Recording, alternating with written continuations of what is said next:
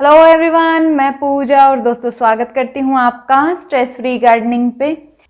दोस्तों आज मैं आपके साथ शेयर करूंगी कुछ बेसिक इक्विपमेंट कहिए या टूल्स कहिए, औजार कहिए, जो गार्डनिंग में आमतौर पर यूज होते हैं। इनके फायदे भी बताऊंगी और इनको ना लेने के नुकसान भी आपको बताऊंगी। वीडियो के एंड तक बने रहिएगा कि कौन सा ठीक रहता है, कौन सा आपको रखना जरूर चाहिए या किसके बिना काम चल सकता है।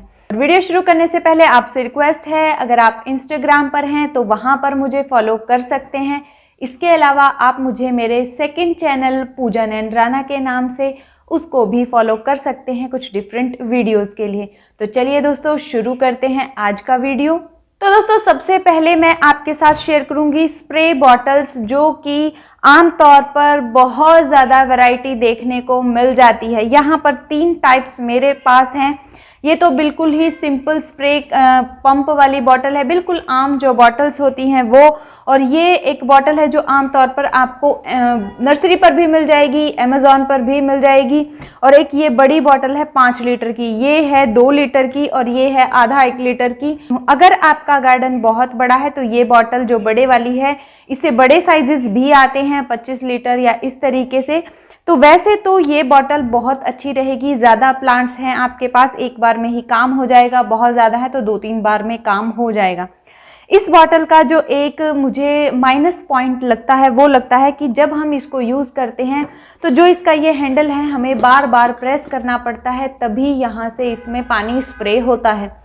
इंसेक्टिसाइड हो या लिक्विड फर्टिलाइज़र हो, उसको स्प्रे करने के लिए ये बेस्ट है। वैसे तो ये बॉटल भी बेस्ट रहती है, पर इनका जो प्रॉब्लम मैंने फेस किया है वो ये है कि जो इसका ये पंप हम स्प्रे करने के लिए जो इसको पंप करते हैं, इसमें एक रिंग लगा होता है अंदर, बहुत जल्दी खराब हो जाता है। बेसिकली जो इसका ये पंप वाला सिस्टम है ये जल्दी खराब हो जाता है। अगर आपके पास प्लांट्स कम हैं तो इस तरीके का स्प्रे बॉटल आपके पास ज़रूर होना चाहिए। प्लांट ज़्यादा हैं तो बड़ा भी बाय कर सकते हैं, आप अपने हिसाब से भी बाय कर सकते हैं, थोड़ा सा जांच पड़ताल करके कि कौन सा ठीक है। पर हाँ, एक स्प्रे बॉटल हमारे पास ज़रूर होना चाहिए। अगर आप इंडोर प्लांट रखते हैं या छाया में पौधे आपके रहते हैं जिनको स्प्रे की ज़रूरत होती है गर्मियों के दौरान, जैसे कि फर्न है या मॉइस्चर लविंग और प्लांट्स हैं जिन पर हमें स्प्रे करना पड़ता है, तो उनके लिए हम जो बिल्कुल बारीक मिस्ट होता है वही लेंगे, जिसमें बिल्कुल बहुत ही बारीक सी फुहार निकले, बिल्कुल बारीक, जो हमें नज़र भी ना आए, बिल्कुल बारीक वाली। जो मोटा स्प्रे होता है वो हम इस तरीके से इस्तेमाल नहीं कर सकते, यानी जिन पौधों पर मिस्टिंग की ज़रूरत होती है वहाँ पर इन बॉटल्स का इस्तेमाल नहीं होगा। इनसे जो स्प्रे निकलता है वो बहुत ज़्यादा पानी थ्रो करता है और उसकी ज़रूरत स्प्रे या मिस्टिंग वाले प्लांट्स पर नहीं रहती है। तो एक छोटा सा बॉटल या फिर कॉलिन वगैरह की जो बॉटल हम क्लीनिंग के लिए यूज़ करते हैं, क्लीनिंग जिसमें आता है वो प्रोडक्ट, तो वो जो बॉटल आपके पास खाली हो जाती है तो उसका इस्तेमाल भी कर सकते हैं। उसका स्प्रे भी बहुत बारीक होता है। अब दूसरा जो है वो आता है कटर। कटर दोस्तों वैसे तो कई मैंने सुना है कैंची से भी अपना काम कर लेते हैं। तो अगर तो आप कटिंग लगाते हैं और प्लांट्स बहुत ज़्यादा हैं और मोटे प्लांट भी हैं, यानी पेड़ नुमा पौधे भी आपके पास हैं, तो आपको कटर की ज़रूरत ज़रूर रहेगी और कैंची की ज़रूरत भी आप समझ सकते हैं। अगर आपके पास प्लांट कम हैं बहुत, और ख़ास तौर पे छायानुमा पौधे जो होते हैं उनकी स्टेम ज़्यादा मोटी नहीं होती है, तो कैंची यानी सीजर से भी काम चल जाएगा। इन दोनों का काम, अगर आप एक चीज़ खरीदना चाहते हैं तो मैं कहूँगी इसके साथ जाइएगा। ये छोटी चीज़ को भी काटेगा और मोटे तने को काटने के लिए भी हम इसका इस्तेमाल कर सकते हैं, कोई प्रॉब्लम नहीं है। लेकिन एक कटर का होना बहुत ज़रूरी है। जब हम पौधे को किसी चाकू से या उससे करके काटते हैं तो पौधे के जो टिश्यूज़ हैं या मैं कहूँ जो स्टेम है वो डैमेज होती है, या आप इस तरीके से काट के जब कोई कटिंग लगाते हैं तो उसके उगने के चांस भी कम हो जाते हैं। जो इस तरीके के कटर होते हैं वो एक शार्प कट देते हैं, जिसके कारण उसकी कटिंग ईजिली चल जाती है और काटना आसान रहता है। पौधे पर एक शार्प लुक आता है, पौधे की जो स्किन होती है वो नहीं छिलती है, काटने से छिल जाती है या जो हम खींचते हैं उससे छिल जाती है। इसके बाद जो अगला जो यूज़ होता है वो होता है वाटरिंग कैन का। तो वाटरिंग कैन दोस्तों वैसे तो आप ऐसी भी यूज़ कर सकते हैं जिसके आगे छेद होते हैं। एक्चुअली पानी जब हम मग वगैरह से देते हैं और एक जगह डालते हैं तो मिट्टी में छेद बन जाता है और वहां से जड़ें दिखने लगती हैं। तो कैन काफ़ी अलग अलग साइजेज में आती हैं, आपको अलग अलग उसमें प्राइजेज में भी मिल जाएंगी। प्लास्टिक की ग्रीन कलर की नॉर्मल आती हैं, वो आपको 200-300 के आसपास मिल जाएगी, 5 लीटर की आई थिंक होती है। तो वो आप ले सकते हैं, कोई वो नहीं है। अगर आप अवॉइड करना चाहते हैं या आप इतना खर्च नहीं करना चाहते तो अवॉइड भी कर सकते हैं। ऐसे में पानी देने का तरीका सिंपल रखिए। अगर आप मग का इस्तेमाल करते हैं तो पानी नीचे हाथ रख के दीजिए ताकि पानी सीधा उसमें ना गिरे गमले में और वहां पर छेद ना हो मिट्टी में। तो ये आप ध्यान रखते हुए कर सकते हैं। तो वाटरिंग कैन बहुत तरह की आती हैं, खाली नोजल वाली भी आती है, इस तरीके की जो स्प्रिंकल करती है पानी को वैसी भी आती है। तो अगर आपके पास जैसे हाइट पर प्लांट रहते हैं या हैंगिंग बास्केट में प्लांट है जहाँ पर मिट्टी नज़र नहीं आती है, तो ऐसे में आप जो नोजल वाले आते हैं जो केटली नुमा होते हैं, यहाँ पर ये एक पतला सा मतलब पानी कम निकलता है, तो उसका इस्तेमाल कर सकते हैं। आप लेना चाहें या आप इन्वेस्ट ऐसे में करना चाहते हैं तो वो सुंदर भी लगते हैं और इजी भी होते हैं, उनमें पानी इधर उधर नहीं गिरता है। बाकी मग से भी आप पानी दे सकते हैं, इसको लेना कोई ज़रूरी नहीं है। इसके बाद दोस्तों, अगर आपका गार्डन ज़मीन में है तो आपके पास एक पेयर ग्लव्स का भी होना चाहिए।